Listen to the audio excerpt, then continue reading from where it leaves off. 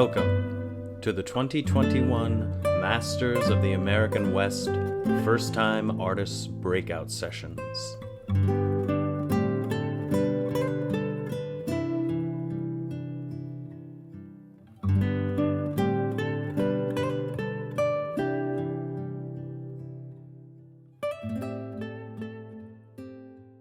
Do you still teach class anywhere? I don't anymore, no. Is that an aspect of your work that you miss? Would you go back to? Is it just kind of situational or? Well, I do some one-on-one, I definitely like to help young people find their direction in life. And if they particularly want to come to my studio, then I'm more than glad to, help them out. So Tell them more, what I did. yeah, more like a one-on-one mentorship maybe, or studio Yeah. visit, apprenticeship than a general class of sorts. Correctly. Yeah, that's right. The city of Scottsdale has an 8-foot bronze of yours called Jackknife in a public square. Is it true that this was the first bronze you ever cast? It was the first large-scale bronze. I Right. had done a few before that, yeah. And when you dabbled in bronze before, was that at a collector's suggestion, or did you want to try the medium? How did you find yourself working in bronze? I basically, the clay is so forgiving. So because it's oil-based, it stays flexible. And I just had had a particular piece in mind. And I worked on it over the summer, I remember. And in the fall, I took it to the foundry, we cast it, sold out the edition fairly quick. And so it made me realize it was another way to express myself and have, when you're doing two-dimensional all the time, it's nice to do three-dimensional. Now, I don't do a lot of bronzes. I mostly am a painter, but I enjoy the change up for sure. So I think you might have answered this with your last sentence, but in terms of if you still work in bronze, it's more of if you want to change up your 2D or you think something would work well in bronze, you would still dabble in bronze casting. Oh yeah, yeah. And the hard work's done by the foundry. I make it out of clay and they take it from there. I art direct the patina and the base and that kind of thing. But then they cast an edition of them, and pouring bronze is tough. You're like, I'll leave it to the foundry. I'll leave it to the experts. Yeah, exactly.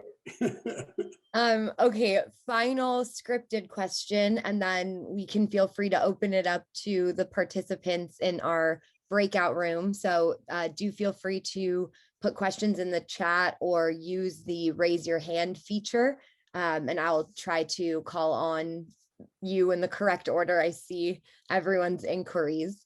But Ed, what contemporary artists influence you? Contemporary. We could change it. What artist? I mean, hey, it's not my question. A lot of my heroes are no longer with us. Okay, let's hear about them anyways. Maynard Dixon, a lot of the modernists from New Mexico, from Raymond Johnson, Andrew Dosberg, a lot of people that put a twist to their subject matter influenced me for sure. And George O'Keeffe falls in that category. And, there was a lot of great painters in New York that I saw in the great museums there that, it all goes into the filter kind of, and then something comes out, But we're all a continuation of art history. We all have our influences, and I think that's important as well. So. And since you mentioned it, have you ever been to the Santa Fe Indian Market? If you admire Santa Fe? I have a show in Santa Fe around that time every other year. So cool. Is it, and it's at a specific gallery or? yeah, I showed Owen's Gallery, which Mhm. I've been, it started out as Dewey Galleries, Owens Dewey, and then it is Owen's Gallery now. So I've been basically with the same gallery in a way since 1981. So Congratulations. That's longevity. yeah, for both of us. Exactly. It's a two-way partnership. Um, okay, I am checking the chat and I don't see any questions. There are enough people where I think if you did have a question, you could just go ahead and unmute yourself. But if we start talking over, we might need to rein that back. But would anyone? Oh, perfect. Rebecca. Amazing. Yes. Hi there, Ed Mell. This is actually Andrea. Hi, Andrea. And I was connecting to your storytelling. You just described 3 places of your background, and it was the illustration, the advertising, and then just the background with the printmaking. And I was thinking those 3 things have something in common, which is the clear shapes and clear edges. Mhm. And so I'm wondering, in terms of like the piece that's been acquired this year, it's striking, but it's also abstracted and very minimal. And I'm thinking, what's that journey like when you absorb nature and then you bring it home and you do your studies? Like, how many studies exist and do you keep them all? I sell some, I keep some. I have a pretty good collection of them. It's my retirement plan. On that particular piece, I did 2 studies. I did one, they start out as very, I have a vague idea and I kind of let the forms dictate what's going on. And, a little bit like automatic writing, and I think in the way, or a lot of abstract painters work that way as well.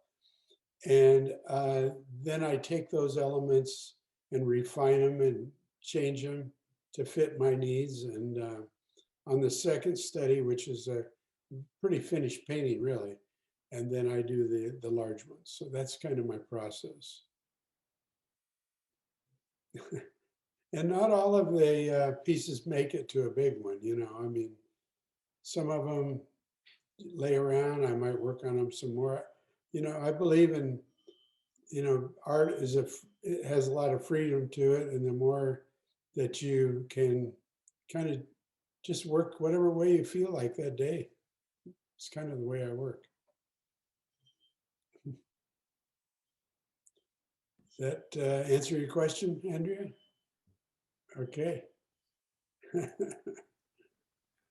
All righty. Ross, I see that you have unmuted yourself. Feel free to talk directly to Ed. Thank you, Ed, for being with us today. This is Ross Harmon up in Colorado. Last saw you down in Wickenburg right before the world went crazy on us. I think down there you were wearing your Jerome hat too. So I was wondering if you could just kind of talk a little bit about Jerome and its importance in your life, because you seem to wear that one quite a bit. Well, it fits well, to be honest with you. But I have a lot of hats. I just happen to wear this one a lot. I have a home up in Prescott, which is nearby. It's my summer getaway, and with a studio there. But basically, it's just a great little Arizona, a ghost town that was a copper and silver mines were there back in the turn of the century, and it's a great little town, and it's pretty close to Prescott, so I go there occasionally. It's a fun place. I've been up there as well. Yeah. Thank you, Ross. I am kind of scanning through the rest of our gallery. Oh, perfect. Go ahead, Liz. Hi, Ed. My dad collected Western art for years, since the 70s, and he bought 2 of your pieces back in 1986 in Scottsdale at the Collier Galleries. So I'm blessed to have one of yours. It's the Grand Canyon, and it's a pastel. And then he also bought Diggin' In, which was a bronze, which my brother snagged, which I love also. So I was wondering if you still do pastel, or if you had very many pastels. This is it's called the Grand Canyon, and it's in our home, and we're really loving it. So I was just wondering if you do any more of those. Well, in the early days, they were my studies, basically. And a number of years ago, I started doing oil studies because somehow there's a certain chalkiness that's in a pastel that when you're using that to do the bigger one, I just found the colors were richer when I painted with oils, but I still have quite a few of the pastels myself. Yeah. Yeah. And it was a great journey working with, I learned a lot about color working with pastel. Mm-hmm. Yeah, it's so different from your current work, but it's really fun to see the transformation. Yeah, thank you. Thank you. I just got a message that Laura would love to see the painting on the easel behind you, Ed, and wants to know about some of the figures or the use of figures in your work. Thank you, Laura. Well, that was a piece I did a number of years ago. In fact, that's a study for a larger painting. Yeah. And at the last minute, I had to put some up there. I noticed all the other guys had paintings. Oh, hi, Laura. How you doing? I'm good. Would you say that figures show up in like 10% of your oil paintings? Probably, I would say probably about 10%. Yeah, and you sold the big one of this about 5 years ago. Today. I sold it again. Yeah, what? You sold it again. Oh, that's good. But they're unusual. And when do you, I mean, is it just you feel like including a figure in the landscape, or you see an image that I've always wondered, because you don't see them very often, and they're unmistakably your work. Like Ed Mell figures are unmistakably Ed, but you see them so rarely, and I think they're so great. Basically, I'm always working on drawings. For the figures, they're much more involved. Mm-hmm. Get them right, and you know, and then I might pick up a drawing that I worked on 2 years before and work on it some more when I get it to a point, and then. And I did a period of doing a lot more figures. I've done a few in the last year. But yeah. Like I said, not a lot of them. Yeah. Good. We'll look forward to seeing some, hopefully. For our show in August of 21. Yes. When hopefully we'll be able to have an in-person opening for it. Right. It'll be exciting. I feel like I'm taking up too much time. There's some other artists you guys need to talk to. Well, we do have about 9 minutes left. So if Ed is as fascinating to you as he is to me, we do have a little more time to spend. But yes, if you did want to speak to 2 of the other artists that are in this event, you could always hop around. That's an option. I think looking at your pieces, Ed, a question I'm scrolling through. I don't see anybody. Of course, at any time, feel free to unmute yourself and ask. But hi. Oh, perfect. We have a question. Yeah, this is Richard and Linda Warren from Scottsdale. And Ed, we know that you did the set design for Riders of the Purple Sage, and it was spectacular. We saw it several times. And I'm just wondering how you got involved in the project, and also what it was like for you as an artist to get involved with the process, because after all, you're, of course, doing sets that are trying to tell a story. Well, I got involved by actually a woman who was doing a documentary on making that particular thing, a particular opera. And she brought me in on it. And well, first of all, I think all artists kind of want to do that once in their life, you know. And it was a great process because I invented it on a small scale and worked with the set designers to make it large.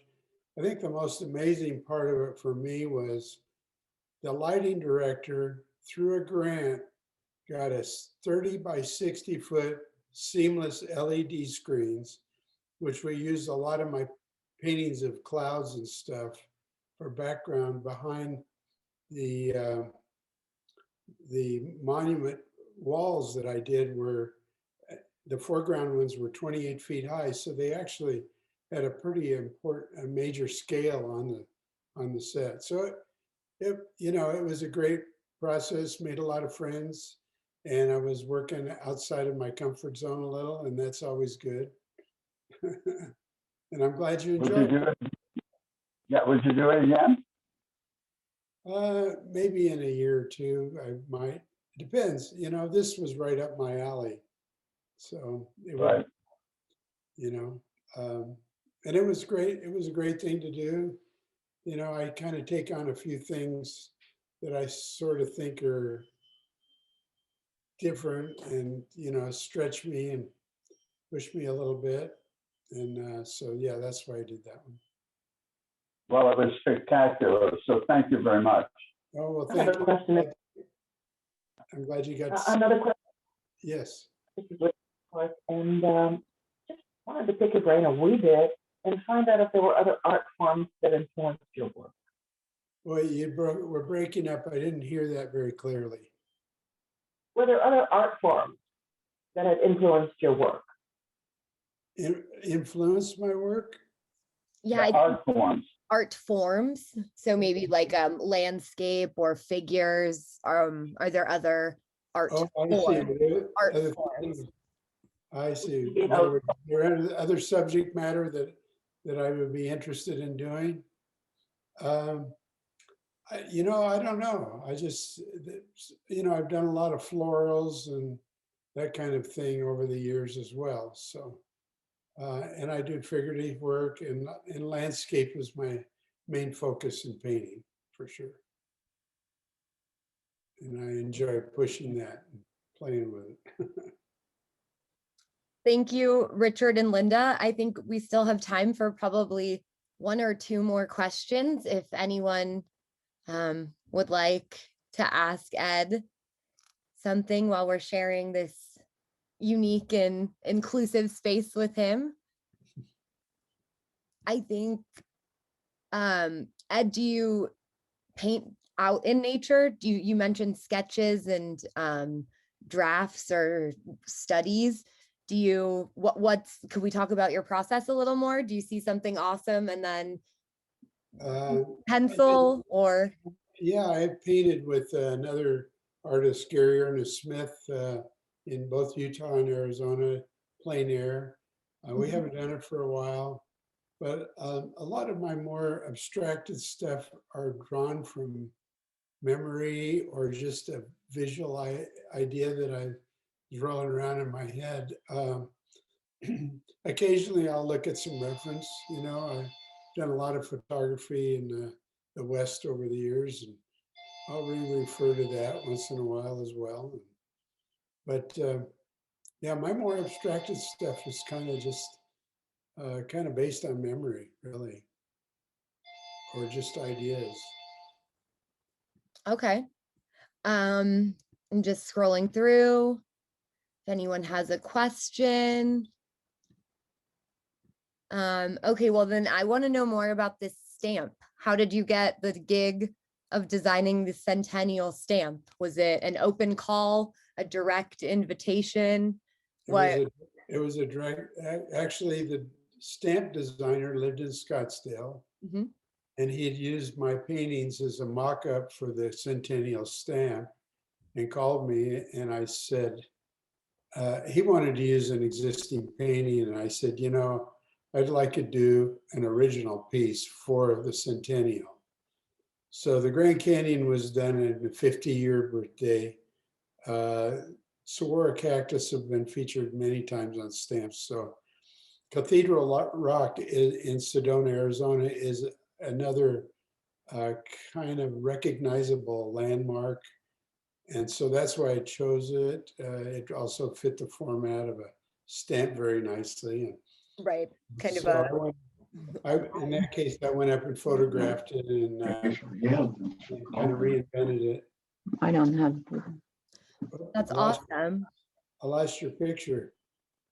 Oh, There you are. Okay, You're- I was like, I think I'm still here, hopefully.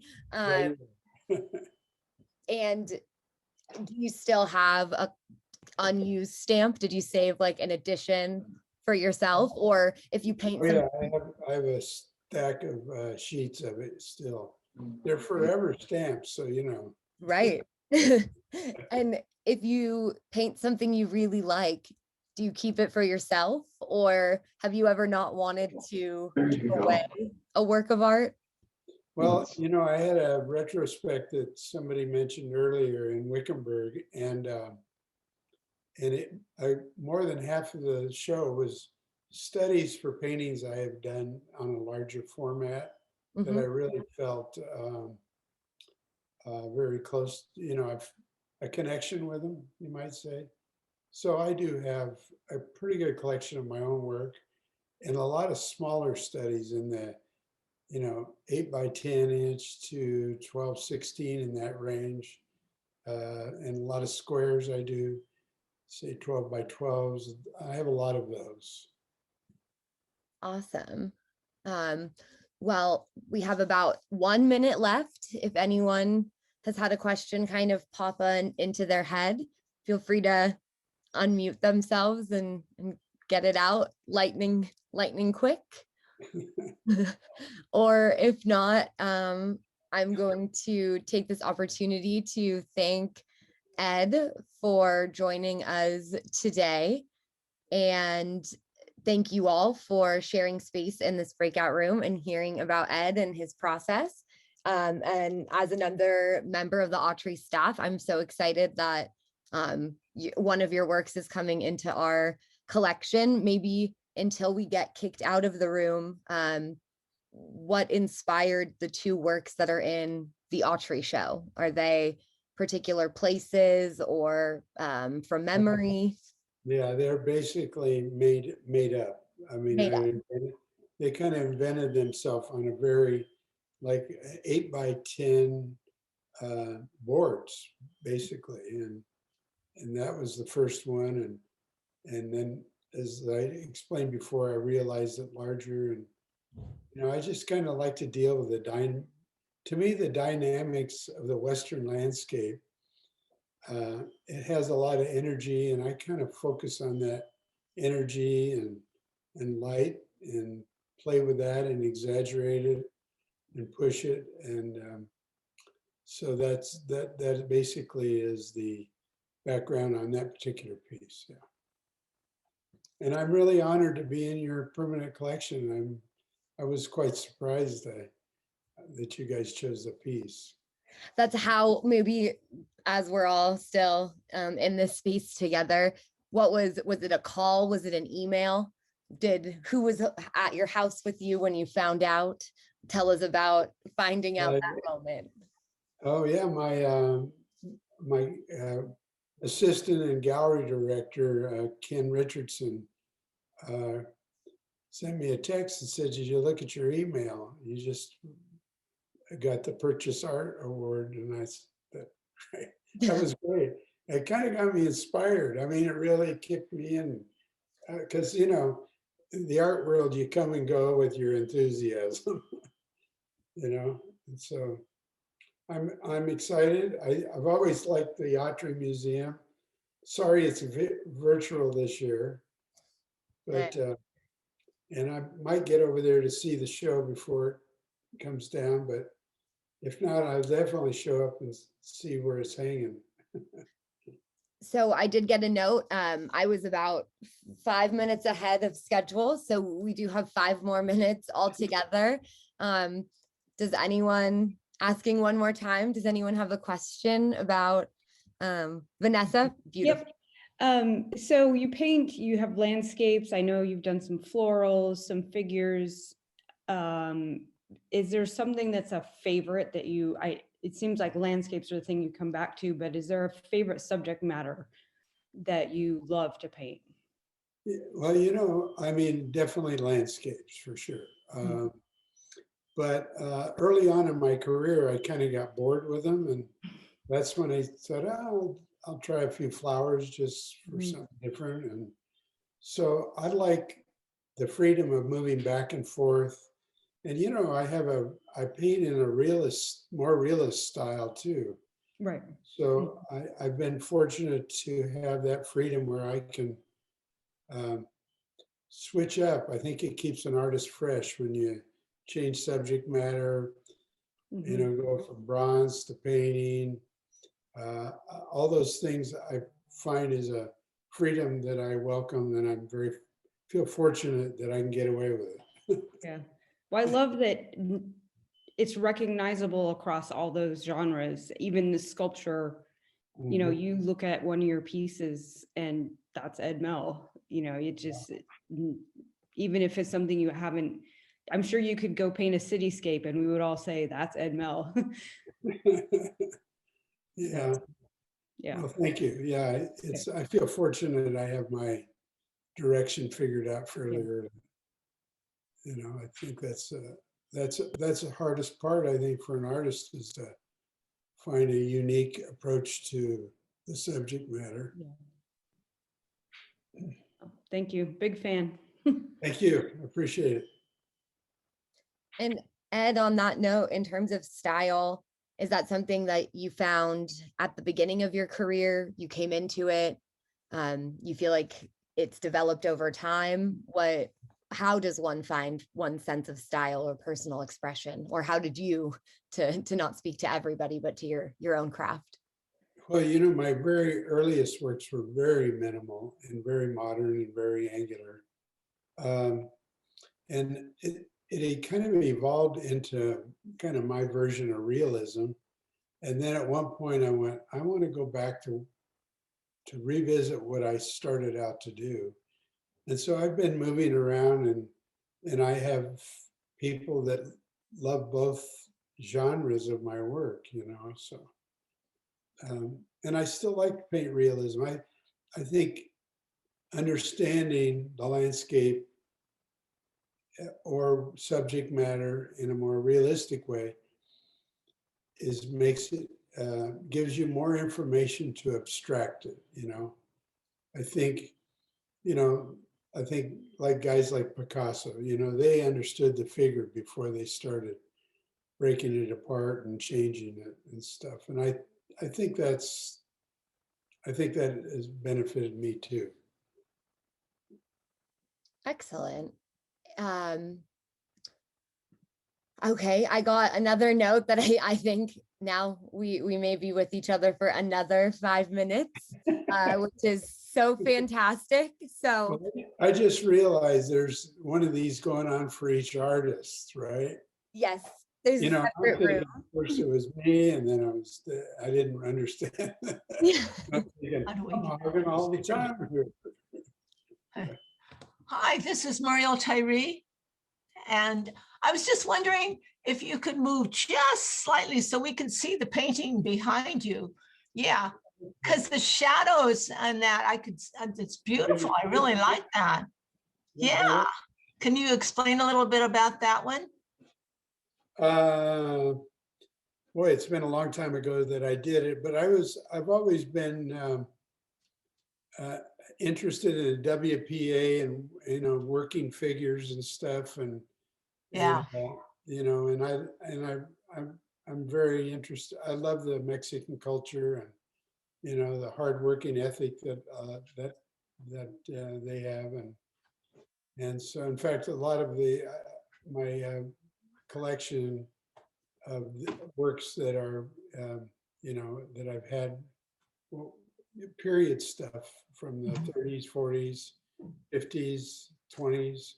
A lot of it is got Mexican themes in it, as well as Southwestern and cowboy stuff too. But yeah, that's one of my hobbies, collecting, you know, historic work. oh, very good. Yep. We're all of like mind, I think. Yeah. I can't see you, Myra and Jim. Our camera isn't working right now, so it's just my name. Okay, well, that's fine. Yeah. You're probably better off anyway, not seeing us. But Go ahead. I was going to say, Ed, you mentioned your collection. Is this something that you keep on the walls of your home or your studio? Where does your collection live? Mostly in my home with my wife, Rosemary. We have a 1965 Benny Gonzalez is the architect. It's I call it hacienda modern, and we restored it. We've lived here about 10 years now, and it's burned adobe, which is a kind of a red adobe. It's a low fire adobe, and Benny Gonzalez was a pretty influential Arizona architect. Loved his work. So we were very fortunate to find a house in the downturn, and it's kind of in the mountains in Paradise Valley, right outside of Phoenix. And it does seem you started your school career in Arizona and now you're back in Arizona. How long have you been, would you say, is Arizona, you knew you'd always end up there, or it just called back to you? Because New York seems very different. Or did you stay there after taking the Hopi reservation? What was? Well, yeah, I really missed the West. There's something about it that I miss so much. And basically something popped up here in front of you. Should I click it out? Yes, the room will close in 45 seconds. And so Okay. I think that you missed the West is a good place to end, unless you have 30 I seconds missed the more. West. I missed the freedom of the West. I missed all of the space, and when I moved here, my income was cut in a third, and my quality of life tripled. So, New York is for young and rich, or young or rich, preferably both. Well, I think that's a good way to leave everybody. Ed, again, thank you, everyone. Thank you for joining us. And the breakout room will close in 5 seconds, and we're all going to go in the big main room together.